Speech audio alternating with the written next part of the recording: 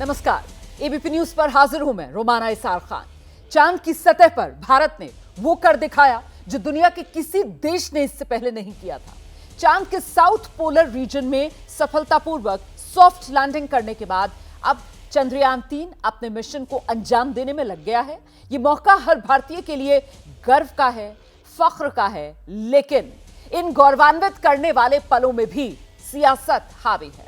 विपक्ष की हर पार्टी देश के वैज्ञानिकों और इसरो के इंजीनियर का गुणगान तो कर रही है, लेकिन कोई भी पार्टी प्रधानमंत्री नरेंद्र मोदी को श्रेय देने के लिए तैयार नहीं है, बल्कि उल्टा इन पार्टियों को पंडित जवाहरलाल नेहरू और इंदिरा गांधी याद आ रहे हैं। वो इस सफलता के लिए उनके योगदान को याद कर रहे हैं। और दूसरी तरफ बीजेपी और उसके सहयोगी हैं। ये बीजेपी और उसकी सहयोगी पार्टियां वैज्ञानिकों को बधाई देने के साथ साथ प्रधानमंत्री नरेंद्र मोदी के नेतृत्व को भी क्रेडिट, श्रेय दे रही है। जेपी नड्डा के मुताबिक पीएम मोदी के नेतृत्व में भारत अंतरिक्ष क्षेत्र में अपनी अलग पहचान बना रहा है, लेकिन बीजेपी के नेता पंडित नेहरू या फिर इंदिरा गांधी को याद नहीं कर रहे हैं। तो क्या कामयाबी के इस पल के दौरान राजनीतिक पार्टियां छोटी सोच से आगे बढ़कर दूसरी पार्टी के नेताओं को याद नहीं कर सकती हैं? या फिर वैज्ञानिकों की यह महान उपलब्धि भी क्या राजनीति के दायरे में लानी जरूरी है? आज की हुंकार इन्हीं सवालों को लेकर, लेकिन पहले जरा देख लीजिए सियासी वार पलटवार।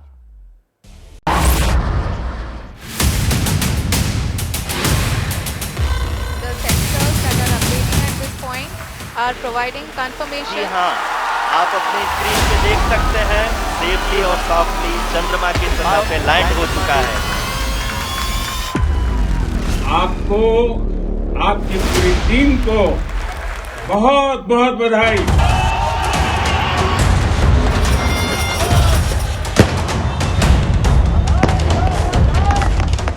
इस मिशन से जुड़े देश के सभी वैज्ञानिकों को, देश की जनता को हार्दिक बधाई। प्रधानमंत्री श्री नरेंद्र मोदी जी के नेतृत्व में भारत अंतरिक्ष के क्षेत्र में अपना अलग अनोखी पहचान बना रहा है।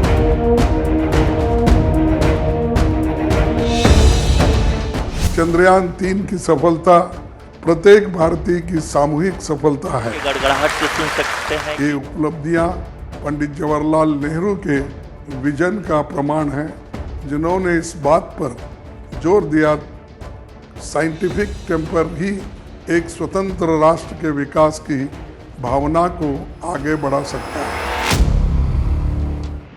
सैल्यूट है अपने देश के वैज्ञानिकों को, सैल्यूट है अपने देश के उन सभी लोगों को जो इस पूरे कार्यक्रम के पीछे खड़े थे, और सैल्यूट है नरेंद्र मोदी जी को भी, जिन्होंने एक बड़ी चंद्रयान 2 की विफलता से चंद्रयान 3 की सफलता तक का सफल पूरा किया।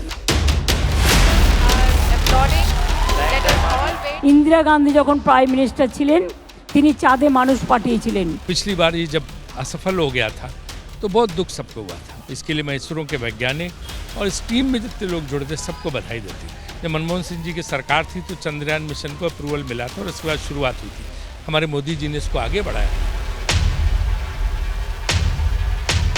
Nehru ji was the first prime minister of this country, और उन्होंने हमेशा कहा था कि आप जो विज्ञान है, विज्ञान का हमेशा प्रसार होना चाहिए और there has to be a scientific temper to India. पूरा क्रेडिट ऑब्वियसली सरकार का कम और इसरो का ज़्यादा है। Here from the Secretary Department of Space and Chairman ISRO.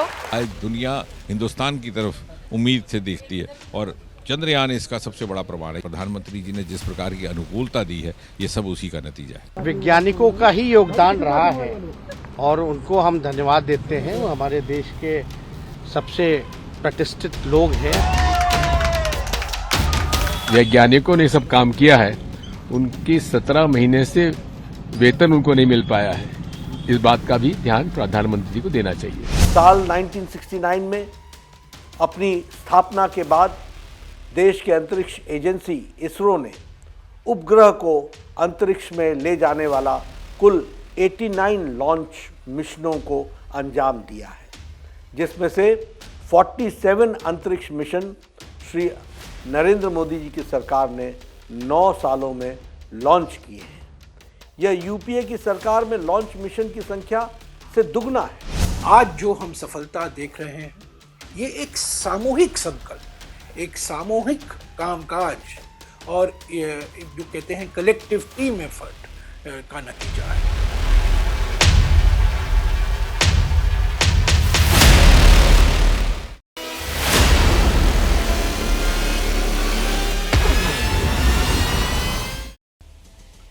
इसी पर चर्चा करेंगे। खास मेहमानों का परिचय मैं आपसे करा देती हूं। हमारे साथ आप देख सकते हैं इस वक्त बीजेपी के प्रवक्ता सैयद जफर इस्लाम मौजूद हैं। पंकज शर्मा राजनीतिक विश्लेषक इस चर्चा में हमारे साथ जुड़े। समाजवादी पार्टी के प्रवक्ता आशुतोष वर्मा को आप देख रहे हैं। जाने माने वैज्ञानिक अमिताभ पांडे जी हमारे साथ मौजूद हैं और ग्लोबल स्ट्रैटेजिस्ट रुबिंदर सचदेव भी आज की इस चर्चा में हमारे साथ शिरकत कर रहे हैं। बहुत स्वागत आप सभी का। मैं शुरुआत जो है वो पंकज जी आपसे करना चाहूंगी और इस सवाल के साथ कि क्यों ऐसा कांग्रेस पार्टी और उसके साथियों को लग रहा है कि साहब ये जो इसरो की कामयाबी है, जो देश की कामयाबी है, 140 करोड़ हिंदुस्तानियों की कामयाबी है, उस कामयाबी का श्रेय लेने की कोशिश प्रधानमंत्री नरेंद्र मोदी की तरफ से की जा रही है। क्यों ऐसा लग रहा है आप लोगों को? हाँ, तो 140 करोड़ लोगों को ऐसा क्यों लग रहा है ये पूछा जाना चाहिए। ये सबसे बड़ा सवाल है। देशवासियों को ये लग रहा है कि वैज्ञानिकों की उपलब्धि हो, जब सेना की उपलब्धि हो, जब श्रमिकों की उपलब्धि हो, जब किसी की भी उपलब्धि हो, उसका श्रेय प्रधानमंत्री जी खुद लेने की कोशिश करते हैं। चूँकि 9 साल में ऐसा एक बार नहीं 10 बार, 20 बार, 50 बार हो चुका है, इसलिए लोगों को ये लगता है कि इस बार चंद्रयान 3 जो उतरा उसका भी श्रेय प्रधानमंत्री जी इतने ज़ोर शोर से लेने की कोशिश क्यों कर रहे हैं। प्रधानमंत्री जी को करना ये चाहिए था कि वो इससे भी ज़्यादा ज़ोर शोर से इसका श्रेय इसरो के वैज्ञानिकों को देते। सिर्फ चंद्रयान 3 का श्रेय लेना है। 9 साल में बेरोज़गारी कितनी बढ़ गई, इसका श्रेय किसको है। 9 साल में महंगाई कहां से कहां पहुंच गई, इसका श्रेय किसको है। पंकज जी, काल में मेरे सवाल का जवाब तो दीजिए। माँ बाप को कंधों पे लाद कर हजारों मील चले, उसका श्रेय किसको है। मेरे सवाल का जवाब तो दीजिए। यहाँ कौन सी ऐसी बात लगी कि ये संदेश गया, आपके दिल को ऐसा लगा कि श्रेय तो पीएम ले रहे हैं? कैसे लगा आपको ये तो बता दीजिए। मेरे दिल को नहीं लगा। अच्छा, इस नहीं देश लगा। के करोड़ों करोड़ लोगों के दिल को लगा। नहीं, आज सर, आपने देखा, आपके दिल को नहीं लगा तो क्या आप इस देश के करोड़ों लोगों में शामिल नहीं है? मतलब आपने खुद को ही अलग कर लिया। पहले तो खुद को ही आपने अलग कर लिया। मैं ये कह रहा हूं, मैं तो आपसे जानना चाह रही हूँ सर। नहीं, आप यहाँ पर आए हुए हैं मेरे मेहमान के तौर पर, मुझे आप बता दीजिए आपको कहाँ लगा ऐसा कि वो श्रेय ले रहे हैं? किस बात में आपको लगा? आपको लगा या नहीं लगा? हाँ, मुझे भी लगा। कहाँ? मैंने अपने को अलग थोड़ा ही किया है। कैसे मैं लगा? तो कह रहा हूँ कि मुझे तो लगा, पर इस देश के करोड़ों करोड़ लोगों को लगा। कैसे लगा? आप देखिए, जब चंद्रयान उतर रहा है, हाँ ऐसे लगा रोमाना जी कि जब चंद्रयान उतर रहा था तो आपके टेलीविजन स्क्रीन ने आधे से ज्यादा स्पेस दिया नरेंद्र भाई मोदी जी का चेहरा दिखाने में, और चंद्रयान को उतरते हुए दिखाने में आप लोगों की कोई दिलचस्पी नहीं थी। इसरो के वैज्ञानिक जो कर रहे थे उसको दिखाने में कोई दिलचस्पी नहीं थी। नरेंद्र भाई मोदी का दक्षिण अफ्रीका से भाषण सुनाने में आपकी दिलचस्पी थी। आपकी दिलचस्पी थी। सर, मुझे हंसी आ रही है, मतलब, और इस वजह से मुझे हंसी आ रही है कि मुझे नहीं पता आपने कल कवरेज एबीपी न्यूज पर देखा या नहीं देखा, क्योंकि मैं तो सर लगातार उस कवरेज का हिस्सा थी। हम तो सुबह 10 बजे से कवरेज कर रहे थे सर।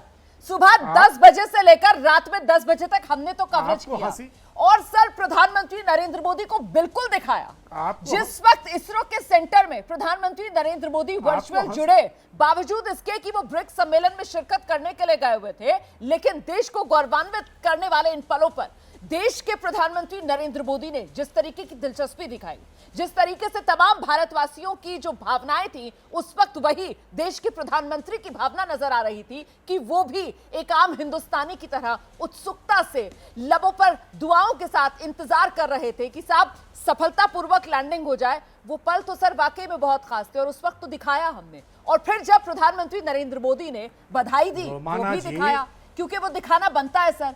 लेकिन साथ ही साथ सर, जब सम्मान किया गया कर्नाटक में, आप ही के पार्टी के मुख्यमंत्री है ना, उनकी तरफ से सोमनाथ जी का, वो भी दिखाया सर। जब उनकी हौसला अफजाई की गई आपके मुख्यमंत्री की तरफ तो से, रोमाना कांग्रेस के जी- मुख्यमंत्री की तरफ से, वो भी दिखाया गया। ऐसे में सवाल ये सर कि मुझे अटल बिहारी वाजपेयी जी की अरे आप पंक्तियां याद आ सुनिए रही तो। है कि साहब छोटे मन से कोई बड़ा नहीं होता है, छोटे मन से कोई बड़ा नहीं होता सर, टूटे मन से कोई खड़ा नहीं होता। वैज्ञानिक तो चंद्रयान 2 की असफलता के बाद हौसला करके फिर से खड़े हो गए, लेकिन यहां पर राजनीति ऐसी है कि इतने छोटे मन में यहां बटी हुई नजर आती है कि कोई लगता नहीं है कि बड़ा बन पाएगा। सैयद जफर इस्लाम साहब, आप बताइए मुझे, प्रधानमंत्री नरेंद्र मोदी रोमाना ने जी- श्रेय लेने की कोशिश रोमाना की? जी इतनी ही जोशीली आवाज में इसरो के वैज्ञानिकों का भी महिमा मंडन कीजिए ना। अरे सर बिल्कुल किया, आप देखते ना सर, कल सुबह से कर रहे थे कवरेज, सुबह 10 बजे से शुरू कर दी थी सर। आपकी सुई जो है लेकिन मुश्किल से वो 10 मिनट पर आकर अटक गई है सर। 10 घंटे से ज्यादा की कवरेज एबीपी न्यूज पर थी, लेकिन आपकी सुई 10 मिनट पर आकर अटक गई है। आइए सैयद जफर इस्लाम साहब। रुमाना जी, अरे कवरेज तो 10 दिन से चल रही है। आ गए, मैं तो इंतजार ही कर रहा हूँ कि मौका मिले। अब जरा इनको चुप तो कराइए, मैं तो आ गया हूँ जी। जरा पंकज शर्मा जी को बताइए कि टेलीविजन चैनल, पूरे देश के हर टेलीविजन चैनल को देखना चाहिए। लोगों की क्या उम्मीदें थी, लोग कितना उत्सुक थे, पूरा देश एकजुट होकर दुआएं कर रहा था, चाहे कोई धर्म का हो, कोई समाज का हो, किसी पूजा पद्धति में बिलीव करता हो, सब देश के नागरिकों ने एकजुट होकर दुआएं की। किसी को न राजनीति दिख रही थी, न राजनेता दिख रहा था, सबको टीवी पे चंद्रयान दिख रहा था कि कैसे लॉन्च हो। और सुनिए, अब बीच में मत बोलिए, मैं आपके बीच से सुन रहा था, लेकिन आपको उसमें सिर्फ राजनीति दिखी, इसलिए कि आपको राजनीतिक, आप कहीं ना कहीं अपने आप को महसूस कर रहे हैं कि 2012 में जो चंद्रयान 2 के मिशन को लॉन्च करना था उसको रोक दिया था। आज क्या कहेंगे, लोगों के पास जाएंगे तो क्या कहेंगे कि मनमोहन सिंह की सरकार ने तो भाई रोक दिया था, इसलिए क्या कहना पड़ेगा। आदरणीय प्रधानमंत्री जी ने इसको, अरे छोड़िए सब, बीच में मत बोलिए, बीच में मत बोलिए, मैं आपको बात कर रहा हूँ। जब उसके पंकज जी अपनी बात पूरी कर लें, उसके बाद मैं दोबारा आपके पास आ जाऊंगी, आप जवाब दे दीजिएगा। सर मैं आऊंगी दोबारा आपके पास। पंकज जी आप आराम से इनको बताइए, पंकज जी को बेचैन क्यों हो रहे हैं आप, बेचैन क्यों हो रहे पंकज जी? इसलिए कि आपको अपनी बातें जो है उसमें कहीं ना कहीं खोट दिख रही है। मैं तो बड़ी शांति से आपकी बात सुना, 12 मिनट तक आप बोलते रहे।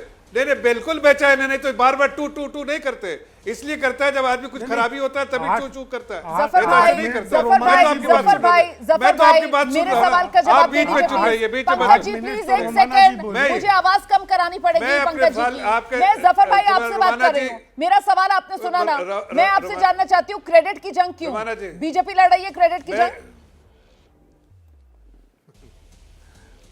अरे भाई कोई क्रेडिट नहीं, देश के सम्मानित जितने साइंटिस्ट हैं उनको पूरा पूरा क्रेडिट, लेकिन देश की एक लीडरशिप, जैसे 2012 में रोकने की लीडरशिप थी, 2014 से उसको आगे बढ़ाने की लीडरशिप थी, दोनों में अंतर है।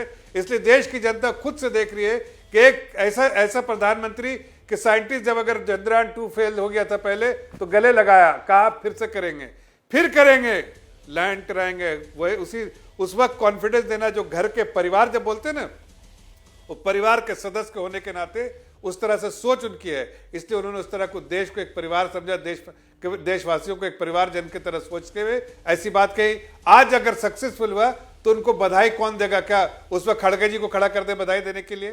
नहीं, बिल्कुल सही बात है। मैंने तो जरा से बताइए, खड़गे जी को खड़ा कर दिया जाए बधाई देने के लिए? अरे वो दे बढ़ा जाए, लेकिन मेरा सवाल सुनिए ना, प्रधानमंत्री खड़गे जी की बात की तो मुझे जेपी नड्डा जी याद आ गए। अब आप मुझे ये बताइए, प्रधानमंत्री नरेंद्र मोदी तो ठीक है, लेकिन ये जेपी नड्डा साहब जिस तरीके से सामने आए और जेपी नड्डा जी ने आकर जो कहा, क्या आपको लगता है वो सही था? मतलब वो आते हैं सामने और वो कहते हैं 1969 में अपनी स्थापना के बाद से इसरो के 89 लॉन्च मिशंस में से 47 अंतरिक्ष मिशन पिछले 9 वर्षों में मोदी सरकार में हुए। ये यूपीए शासनकाल में लॉन्च किए गए मिशंस की संख्या से दुगना है। तो क्या ये मौका था जब देश एकजुट था, जहां बात सिर्फ हिंदुस्तानियों, भारतवासियों की ना होकर दुनिया की जा रही थी कि दुनिया की सबसे बड़ी पार्टी के अध्यक्ष जेपी नड्डा आए सामने और वो इस उपलब्धि को बीजेपी और कांग्रेस में बांटे, वो इस उपलब्धि को यूपी और एनडीए में बांटे? ये शोभा देता है, ये शोभा देता है? एक मिनट, मैं बिल्कुल इसका जवाब एक मिनट जवाब देता हूं। देखिए, अभी बात हो रही थी प्रधानमंत्री जी की कि प्रधानमंत्री जी ने क्यों बधाई दी, तो भाई इंदिरा गांधी जब बधाई बात कर रही थी उस वक्त राकेश कुमार से तो उस वक्त किसी ने नहीं बोला इंदिरा गांधी जी क्यों बात कर रही थी। भाई देश की प्रधानमंत्री थी, उनका ही दायित्व था बात करने का, जैसे कल प्रधानमंत्री बात कर रहे थे। अब बात रही आपकी कि भाई हमारे राष्ट्रीय अध्यक्ष जी ने क्यों अरे राष्ट्रीय अध्यक्ष जी ने बधाई दिया, लेकिन सच्चाई भी तो बताया। ये बात सच्चाई नहीं है, देश की जनता को तो जानना ही चाहिए कि 1.25 पर ईयर के हिसाब से जब से इसरो बना है और आज 5.47 टाइम के हिसाब से हर साल यहाँ पर स्पेस मिशन में हम सैटेलाइट को लॉन्च कर रहे हैं। हमने 3300 करोड़ रुपए कमाया। 90% जो उससे जो कमाई हुई है इसरो की वो हमारे जमाने में हुए 9 साल में। इन्होंने स्पेस मिशन को जितनी गति देना चाहिए था, जितना बल देना था, जितना एलोकेशन हमने जो है 125% ज्यादा जो फंड एलोकेट किया। क्यों किया? इसलिए कि मिशन में हमको आगे बढ़ाना था। हमारे देश की बहुत सारी कंपनियां पार्ट बनी, इसलिए कि हमने इसरो के दरवाजे खोले। आशुतोष वर्मा जी, लेकिन सवाल ये है कि वो कहते हैं ना कि साहब वक्त, हालात, नजाकत को देखते हुए बात रखनी चाहिए। जिस तरीके से ऐसे मौके पर जब पूरा देश झूम रहा था खुशी में, बीजेपी के अध्यक्ष सामने आते हैं और साहब वो यूपीए और मोदी सरकार, वो इन शासनकाल की तुलना करने लगते हैं, जिसको लेकर सैयद जफर इस्लाम साहब कह रहे हैं कि साहब ये तो फैक्ट है, ये तो सच्चाई है। तो ये इसरो की सच्चाई वाला संदेश गया या फिर बीजेपी और कांग्रेस के बीच लड़ाई वाला संदेश गया? आपको क्या संदेश मिला? रोमाना जी वही बिल्कुल सही बात। और अब मुझे लगता है कि वो बात मैं कहना चाह रहा था, चांद मुबारक से क्या संदेश दिया प्रधानमंत्री। एक मिनट जफर जी, एक मिनट, बीच में मत बोलिए। अभी आपने बोला कि दूसरों के बीच में नहीं बोलते हैं, तो मत बोलिए। तो ये बात बिल्कुल ठीक है, जब देश की बात होती है तो देश का जो मुखिया है उसकी तस्वीर दिखाना ये आपका लाजमी और होना भी चाहिए। इस समय देश के प्रधानमंत्री है तो होना चाहिए। लेकिन ये बात बिल्कुल अजीब से लगी जब भारतीय जनता पार्टी के राष्ट्रीय अध्यक्ष, और ना केवल, क्योंकि आपने सिर्फ उन्हीं का नाम लिया है, ना केवल भारतीय जनता पार्टी के राष्ट्रीय अध्यक्ष, इनफैक्ट भारतीय जनता पार्टी के जितने भी मुख्यमंत्री हैं उनकी आप ANI बाइट्स निकालिए और यहाँ पे 30-30 सेकंड का उसको दिखाइए। सबने इसरो से ज्यादा प्रधानमंत्री मोदी की बात करी। अब ये सवाल उठता है, क्या भारतीय जनता पार्टी हर चीज में राजनीति खोजती है? क्या जरूरी था उस समय वहां पर इसरो की टीम से बात करना, उसको बधाई देना और सिर्फ ये बात बोलना कि सन 62 से शुरू हुई वो जो लड़ाई लड़ रहे थे उसमें हम एक बहुत ऊंचे आवाम पे पहुंच चुके हैं। इसके लिए हमारे पीछे किए गए कई साइंटिस्टों की मेहनत है, कई सालों की, कई दशकों की मेहनत है। और मुझे बार बार याद आता है जब माननीय अटल बिहारी वाजपेयी ने लोकसभा में बोला था कि पूर्ववर्ती सरकारों ने अगर इस देश में कुछ नहीं किया है और मैं अगर ऐसा कहता हूं तो ये उसके देश के ऊपर उंगली उठाना होता है। मुझे लगता है कि आज का दिन इस देश के 140 करोड़ की जनता के ऊपर एक गर्व करने का दिन था। इसको छोटी सी राजनीति में बांट के कि ये प्रधानमंत्री मोदी ने किया है, ये भारतीय जनता पार्टी की सरकारों ने किया है, ये पूर्वी कांग्रेस की सरकारों ने किया है, इसको हम इन साइंटिस्टों के प्रति हम सम्मान को कम करते हैं। बिल्कुल, मुझे लगता है विज्ञान, जय विज्ञान, से सहमत हूं। मैंने भी इसीलिए आज शो की शुरुआत में ही ये पंक्ति दोहराई कि साहब छोटे मन से ना कोई बड़ा नहीं होता। और फिलहाल जिस तरीके से ये मिशन मून को लेकर, चंद्रयान 3 की सफलता को लेकर यहाँ पर राजनीतिक बयानबाजी हो रही है, उससे तमाम नेता, चाहे वो इस तरफ के हो या फिर वो उस तरफ के हो, किसी का भी मन मुझे तो बड़ा नजर नहीं आ रहा है। जफर भाई मैं आपके पास आऊंगी, लेकिन पहले जरा सा वैज्ञानिक है हमारे साथ अमिताभ पांडे जी, मैं उनके पास जाऊंगी अभी। और मैं अमिताभ पांडे जी से ये समझना चाहती हूँ, अमिताभ पांडे जी आपको क्या लगा? अमिताभ पांडे जी आपको क्या लगा? आ रही हूं जफर भाई, आ रही हूं, प्लीज अपनी बारी का इंतजार कीजिए। अमिताभ पांडे जी आपको क्या लगा सर? क्या लाइमलाइट कल वैज्ञानिकों से छीन ली गई? जिस तरीके का संबोधन प्रधानमंत्री का और उसके बाद जिस तरीके की सियासी बयानबाजी इस मिशन चंद्रयान 3 की सफलता के बाद देखने के लिए मिली? देखिए, इसमें बात में कोई किसी को शक नहीं होना चाहिए कि ये हमारे वैज्ञानिकों की, हमारे इंजीनियर्स की, हमारे टेक्नोक्रेट्स की और पूरा जो एडमिनिस्ट्रेशन जो संभालने सभी का इसमें कंट्रीब्यूशन है और जो पूरे भारतीयों की दुआएं भी साथ में, कोई शक नहीं। लेकिन एक जो सबसे बड़ी चीज, जो जरूरी चीज जिसको हम भूलते जा रहे हैं कि आखिर हम इस मुकाम तक पहुंचे कैसे। और हमको एहसान फरामोश नहीं होना चाहिए हमारे पूर्वजों का, जो हजारों साल का इतिहास है जिनका, और उस पूरे इस यात्रा में हम जहाँ पहुंचे हैं वो हमारे एक खास हमारे देश का एक जो विजन है, जो डिफाइन हुआ है आजादी के आंदोलन में, कि हमारा देश आजाद होकर किस दिशा में आगे बढ़ेगा। हम अपने देश में जनतंत्र लाएंगे, हम देश में एक सेकुलरिज्म लाएंगे, हमारे देश में लिबर्टी होगी।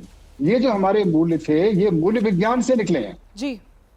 और इस वैज्ञानिक, अगर हम समाज को विज्ञान की दिशा में आगे बढ़ाना चाहते हैं, तो उसमें शिक्षा में जो हमने काम किए हैं, हमने जो साइंस पॉलिसीज बनाई हैं, हम कितना उसको इम्पोर्टेंस दे रहे हैं, ये जो इस बारे में बात करने की हमको जरूरत है, न कि सिर्फ तुमने क्या किया, हमने क्या किया, मेरी क्रेडिट उसकी, क्रेडिट उसकी। क्योंकि आप खुद वैज्ञानिक हैं और आप समझते हैं कि किसी मिशन को किस तरीके से अंजाम दिया जाता है।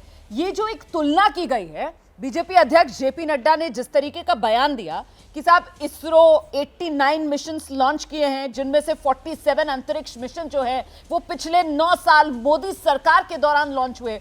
सर, ये इस तरीके का कंपैरिजन, क्या आपको लगता है कि ये कंपैरिजन सही है या ये कंपैरिजन किया भी जा सकता है?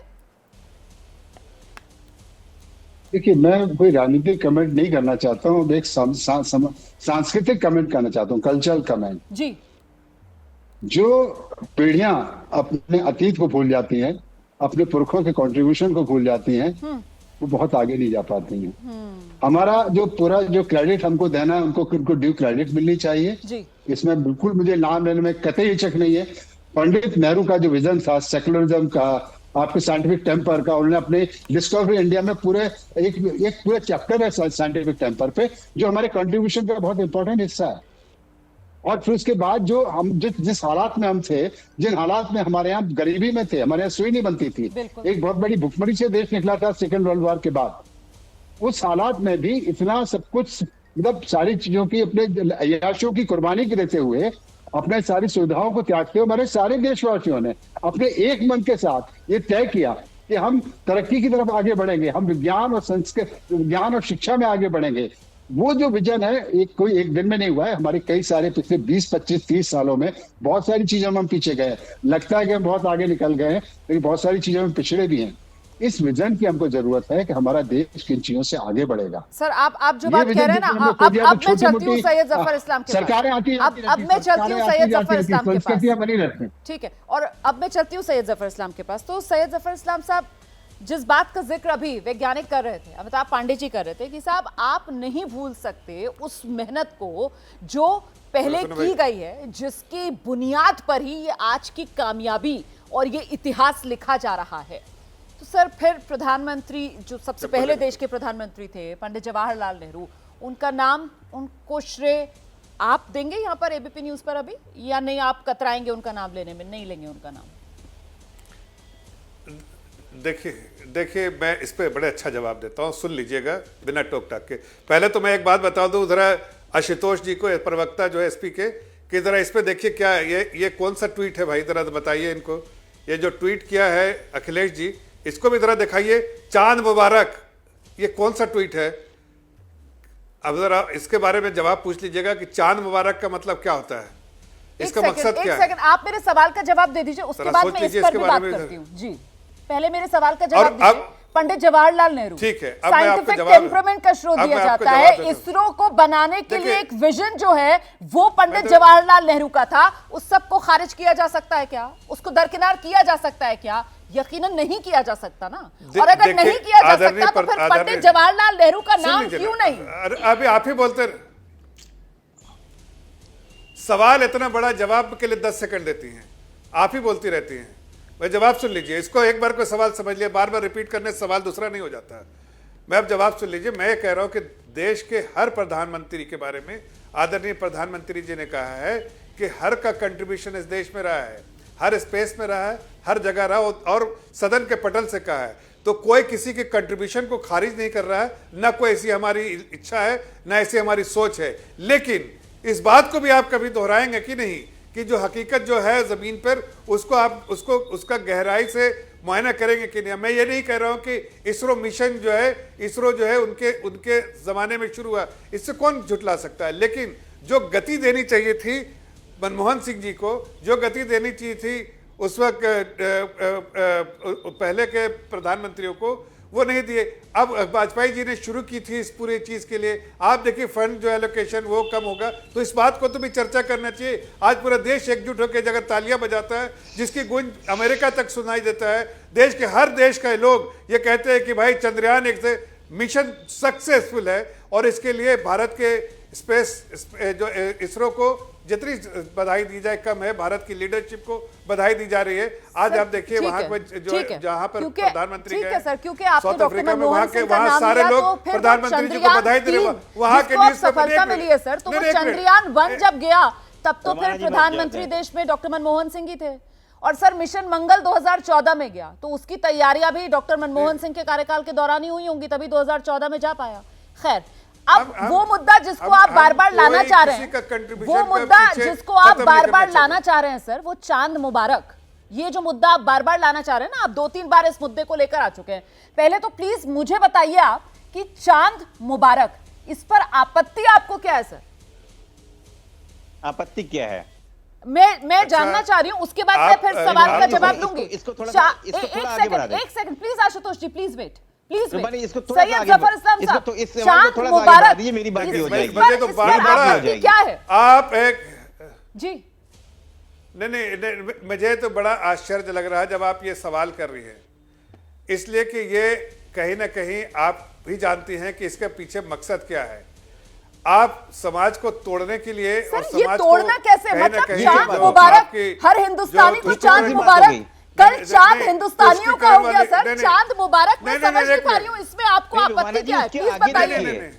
उसके आगे बताइए ना, चांद मुबारक उसके आगे भी लिखा हुआ है। अच्छा, एक सेकंड सैयद जफर इस्लाम साहब प्लीज, एक सेकंड सैयद जफर इस्लाम साहब प्लीज, एक सेकंड, आपने शायद आधी बात बताई है। यहाँ पर आशुतोष जी बता रहे हैं कि ट्वीट में आगे का हिस्से में भी कुछ और लिखा हुआ है, प्लीज पढ़कर बताइए पूरा ट्वीट, क्योंकि आधा सच नहीं होता। ठीक है, आइए आशुतोष जी। भारतीय जनता पार्टी, मैं बता रहा हूं, भारतीय जनता पार्टी की नियत देखिए, उन्होंने चांद मुबारक पढ़ा, उसके बाद लिखा है @isro #India और भी आगे जाना है। पूरी बात पढ़िए ना, आपको परेशानी क्या होती है, आपको क्या परेशानी है चांद मुबारक कहने में, मुझे बताइए। परेशानी नहीं भाई, कल का दिन चंद्रयान हमें कोई परेशानी नहीं, आपकी सोच पे परेशान है। आप इसमें भी आपको इसमें भी राजनीति ढूंढना है। देखिए फिर से मैं दोहराती हूं, आपको पता नहीं है, छोटे मन से कोई बड़ा नहीं हो सकता। मैं फिर से दोहराती हूँ, कहाँ पहुंच रहे हैं हम, मतलब चांद मुबारक, इसमें क्या आपत्ति है, मैं नहीं समझ पा रही हूँ, और मुझे लगता है कि बहुत से लोग नहीं समझ पाएंगे कि इस पर आपत्ति क्या है। आप समझ रहे हैं लेकिन समझना नहीं चाह रहे। को चांद मुबारक, पूरे हिंदुस्तान को चांद मुबारक, चांद हमारा हुआ, हिंदुस्तान ने चांद फतेह किया, कल हमारा तिरंगा चांद की आन बान शान बढ़ाता हुआ नजर आ रहा था। इतना लंबा भाषण देने से पहले सुन लीजिए ना, क्या जो दुनिया में हुआ करता था वो चांद पर कल हो गया, तो सर चांद मुबारक हो गया, इसमें क्या है बुरा, मुझे बताइए ना। सुनिए, एक मिनट रोमाना जी, जरा सा प्लीज अपने आवाज को थोड़ा देर के रोक के रखिए, सुनिए। आप तो भाषण देने लगते हैं, दूसरे का सुनी नहीं दे, सुन तो लीजिए क्या बोल रहे हैं, बीच में काट दिया आपने 2 मिनट तक, अब बोल लीजिए ना, आप भूमिका इतनी बनाते हैं, पूरा समय आप खा जाते हैं अपनी बात कहने के। 10 बार आप ये बात दोहरा चुके हैं, भूमिका इसलिए बना रहे कि आप पूरा समय आप खा लेती है खाली अपनी बात है, इसलिए कि दोहराना पड़ता है, इसलिए आगे बोलिए भी, इसलिए मैं कह रहा हूँ कि आप भी समझते, आप भी जानते हैं कि चांद मुबारक का मतलब क्या होता है और किस समाज के वर्ग के लोगों के साथ चांद मुबारक का बात आती है, तो ये हम नहीं समझते, राजनीति नहीं समझते, आप सब समझ रहे राजनीति क्या मतलब है। अगर वाकई है नहीं साइंटिस्ट, इसमें 1 मिनट, साइंटिस्ट को बधाई साइंटिस्ट को देनी चाहिए ना।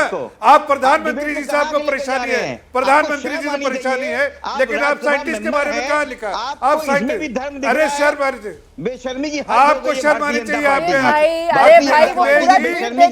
कहीं ना कहीं लिखा है और आगे जाना है, वो भी है, वो @ISRO मतलब वैज्ञानिक आ गए और आगे जाना है, ये भी लिखा हुआ है उसमें, आप वो नहीं देख पा रहे हैं। चांद मुबारक पर आप रुक गए, ये चांद मुबारक वाली बात पर जिस तरीके से यहाँ पर बेमुद्दे पर बहस करने की कोशिश की जा रही है, मैं इसको खारिज करती हूँ सर। ये रंगों में धर्म ढूंढना सर, सब्जियों में फलों में रंग ढूंढना सर, इसको मैं सिरे से खारिज कर रही हूँ, प्लीज। और भाषा में भी धर्म ढूंढना, मैं इसको भी खारिज कर रही हूँ सर। चांद मुबारक। मुझे ये बिल्कुल बेबुनियाद बात नजर आती है, मैं खारिज करती हूँ सर, मैं इस बात को खारिज करती हूँ। ये बिल्कुल बेबुनियाद बात है और वाकई में छोटे मन से कोई बड़ा नहीं हो सकता, और इतने छोटे मन से राजनेताओं से कम उम्मीद नहीं की जाती है कि वो डिबेट शोज पर आकर नेशनल टेलीविजन पर इस तरीके की बातें रखें।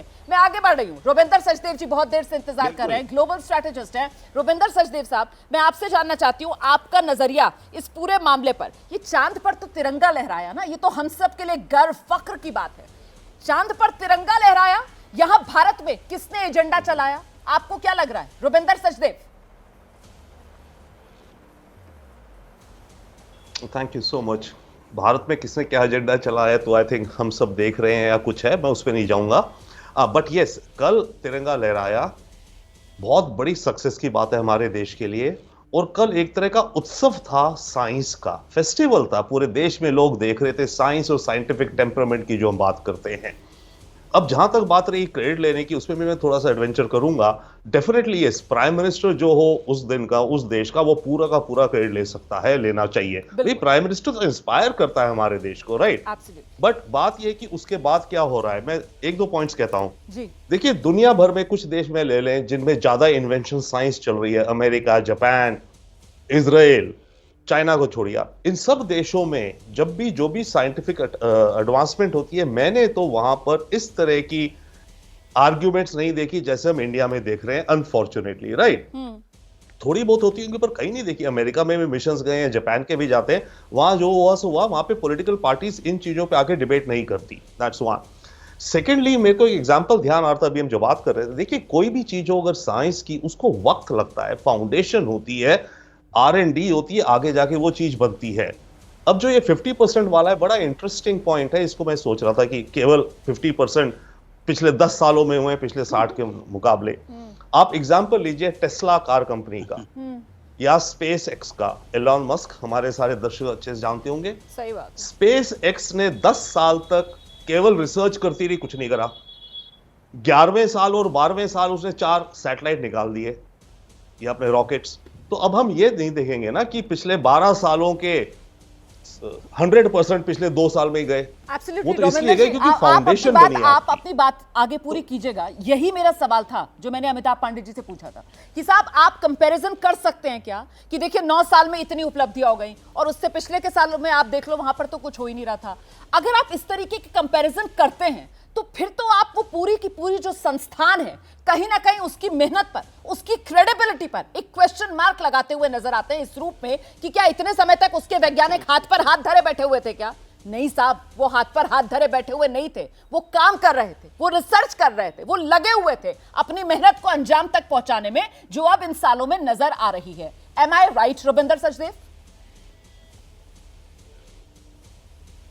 Absolutely right. इसमें एक छोटा सा कावियत है जो जफर भाई भी कह रहे हैं, हम उसको भी समझते हैं कि फाउंडेशन रही, काम होता रहा, एक क्रिटिकल मास बन जाता है, तब आप ज्यादा तेजी से काम करते हैं। बट हाँ, पिछले 10 साल में हम ये देख सकते हैं कि पुश ज्यादा लग रही है, जो हो रहा है उस पर ज्यादा पुश किया जा रहा है।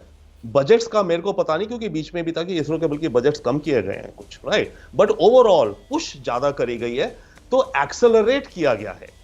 उसका definitely yes, I would think prime minister Modi is definitely, उनको क्रेडिट जाता है कि एक्सेलरेट हो रहा है। पर ये जो एक्सेलरेट हो रहा है हमारा, ये भी इसीलिए हो रहा है क्योंकि हम एक क्रिटिकल मास में आ गए हैं, हम एक अमीर देश हो गए हैं कुछ हद तक। टेक्नोलॉजीज दुनिया की बहुत तेजी से बदल गई हैं और हमारे पास भी आ गई हैं। तो अब जब टेक्नोलॉजीज आपस में इंटरैक्ट कर रही हैं तेजी से, तो आप देखेंगे नई टेक्नोलॉजी क्रिएशन, इन्वेंशन की स्पीड बहुत बढ़ रही है।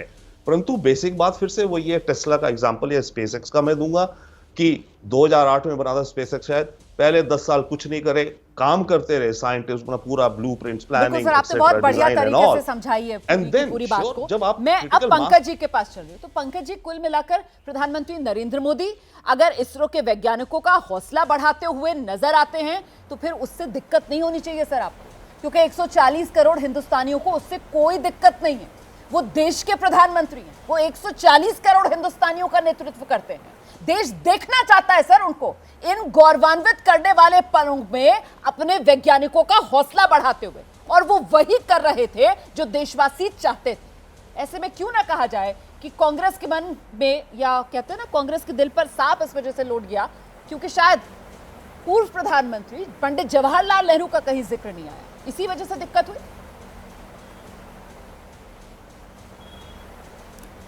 प्रधानमंत्री जी इसरो के वैज्ञानिकों का हौसला बढ़ाएं, इसमें किसी को कोई दिक्कत नहीं है, लेकिन प्रधानमंत्री जी इसरो के वैज्ञानिकों का हौसला बढ़ाने से ज़्यादा खुद की पीठ थपथपाएं तो सबको दिक्कत है। पंडित जवाहरलाल नेहरू 1948-49 में जो विज्ञान संस्थाएं हैं और विज्ञान का जितना काम होता है उसका बजट क्या था मालूम है आपको? 1 करोड़ 10 लाख रुपए। और 64-65 में मतलब नेहरू जी का कार्यकाल समाप्त होने के वक्त वो बजट कितना था? 85 करोड़ 6 लाख रुपए, यानी 13-14 साल में 85 गुना बढ़ोतरी।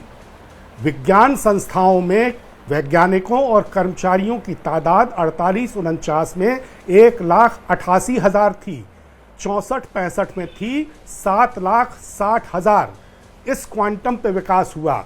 पंडित जवाहरलाल नेहरू ने इसरो बनाया, डीआरडीओ की स्थापना कर दी। इन आंकड़ों के जरिए आप मुद्दा क्या रखना चाह रहे हैं ये बताइए ना। हाँ, मैं ये मुद्दा रखना चाह रहा हूं कि पिछले 9 साल में बजट में कितनी बढ़ोतरी हुई है। अच्छा। क्या 85 गुनी? ठीक है, मैं आ रही हूँ बजट वाले मुद्दे पर। मैं बजट वाले मुद्दे पर आ रही हूँ, लेकिन वो जो पीठ थपथपाने वाली बात आपने की कि साहब वैज्ञानिकों की बजाय अपनी पीठ थपथपा रहे थे ज्यादा, तो याद है ना आपको चंद्रयान 2 के समय में खुद वहां मौजूद थे और के सिवन साहब की पीठ किस तरीके से न सिर्फ थपथपा रहे थे बल्कि गले लगाकर उनको सांत्वना भी दे रहे थे जब उनके आंसू छलक आए थे, क्योंकि चंद्रयान 2 उस रूप में सफल नहीं हो पाया था जिस रूप में उम्मीद थी कि वो सफल होगा। वो तस्वीरें याद है या वो भूल गए हैं पंकज जी? हाँ, पूरी तरह याद है। उस वक्त भी चूंकि अपना चेहरा दिखाना था, खुद की पीठ थपथपानी थी, तो चंद्रयान 2 के लॉन्चिंग के वक्त खुद वहां पहुंच गए। अच्छा। वैज्ञानिकों को करने देते। अच्छा। चंद्रयान 2 चला जाता, लॉन्च हो जाता, बधाई दे देते। तो प्रधानमंत्री नरेंद्र मोदी से ही कहीं ना कहीं दिक्कत है। बार बार आपकी बात से यही समझ में आ रहा है। सैयद जफर इस्लाम साहब आइए, जवाब दे दीजिए, उसके बाद सवाल पूछूंगी आपसे। प्रधानमंत्री जी ठीक है पंकज जी, आपके पॉइंट पर सैयद जफर इस्लाम साहब जवाब दे रहे हैं, सुन लीजिए। देखिए मैंने आपसे एक बात उठाई कि इंदिरा गांधी जी जब बात कर रही थी राकेश कुमार जो उस वक्त थे एस्ट्रोनॉट, तब किसी ने देश की जनता ने नहीं कहा। शर्मा सर, अब आप भी ममता बनर्जी की तरह कहीं राकेश रोशन मत बोल दीजिएगा। आइए राकेश शर्मा सर जी। नहीं राकेश शर्मा, राइट। सो उसके बारे में, एस्ट्रोनॉट के बारे में वो कुछ नहीं कह रहे थे उस वक्त जो है इंदिरा गांधी जी बात करी थी, मुनासिब है, उन्हीं को करना चाहिए था। उसने कि देश की प्रधानमंत्री थी और उनका वो दायित्व था बात करना, उनका दायित्व था कि हौसला अफजाई करना, उनका दायित्व था कि उनको कहीं ना कहीं मुबारकबाद के अलावा उनको कहीं ना कहीं प्रोत्साहन देना। वो उन्होंने किया और उनके थ्रू पूरे देश ने जाना, इसलिए कि लाइव टेलीकास्ट उस वक्त जो भी हो रहा था प्लस रेडियो पे लाइव आ रहा था।